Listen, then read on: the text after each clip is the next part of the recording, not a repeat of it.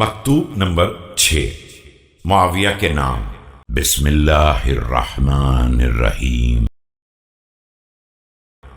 إنه بايعني القوم الذين بايعوا أبا بكر وعمر وعثمان على ما بايعوهم عليه، فلم يكن للشاهد أن يختار ولا للغائب أن يرد، وإنما الشورى للمهاجرين والأنصار۔ دیکھ، میری بیعت اسی قوم نے کی ہے جس نے ابو بکر و عمر و عثمان کی بیعت کی تھی، اور اسی طرح کی ہے جس طرح ان کی بیعت کی تھی کہ نہ کسی حاضر کو نظر ثانی کا حق تھا اور نہ کسی غائب کو رد کر دینے کا اختیار تھا۔ شورا کا اختیار بھی صرف مہاجرین و انصار کو ہوتا ہے۔ فإن اجتمعوا على رجل وسموه إماما كان ذلك لله رضا، فإن خرج عن أمرهم خارج بطعن أو بدعة ردوه إلى ما خرج منه، فإن أبى قاتلوه على اتباعه غير سبيل المؤمنين۔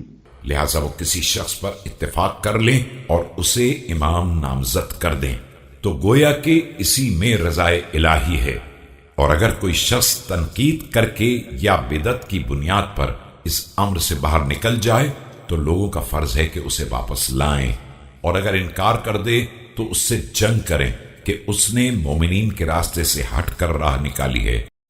وَوَاللَّهُ اللَّهُ مَا تَوَلَّى وَلَعَمْرِي يَا مُعَاوِيَةَ لَئِن نَظَرْتَ بِعَقْلِكَ دُونَ هَوَاكَ لَتَجِدَنِّي أَبْرَأَ النَّاسِ مِن دَمِ عُثْمَانَ وَلَتَعْلَمَنَّ أَنِّي كُنتُ فِي عُزْلَةٍ عَنْهُ إِلَّا أَن تَتَجَنَّى فَتَجَنَّ مَا بَدَا لَكَ وَالسَّلَامُ۔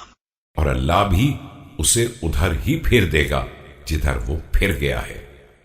معاویہ، میری جان کی قسم، اگر تو خواہشات کو چھوڑ کر عقل کی نگاہوں سے دیکھے گا تو مجھے سب سے زیادہ خون عثمان سے پاک دامن پائے گا، اور تجھے معلوم ہو جائے گا کہ میں اس مسئلے سے بالکل الگ تھلگ تھا، مگر یہ کہ تو حقائق کی پردہ پوشی کر کے الزام ہی لگانا چاہے تو تجھے مکمل اختیار ہے۔ والسلام۔